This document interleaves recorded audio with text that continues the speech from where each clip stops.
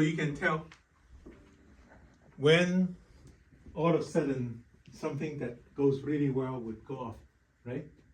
Yeah, so it's not a big deal, but I deliberately not say anything, so I wanted you guys to find each other again. And how do we find each other? Listen to whoever's playing, the beat. 1, 2, 3, 4. 1 is usually stronger, right? And you can tell where 1 is. So, and then you have to score, especially Isabel, you have to score in front of you, right? It doesn't give you the full responsibility, but for you, it may be easier to find them, right? Or you can actually play this a little bit heavier so they can catch you, right?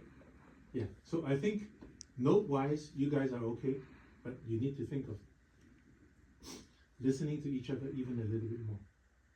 Then it's good, it sounds very good, okay? Your picture is in the program, so you don't want people to put it over a dartboard. Okay? All right? Good. So see you next week.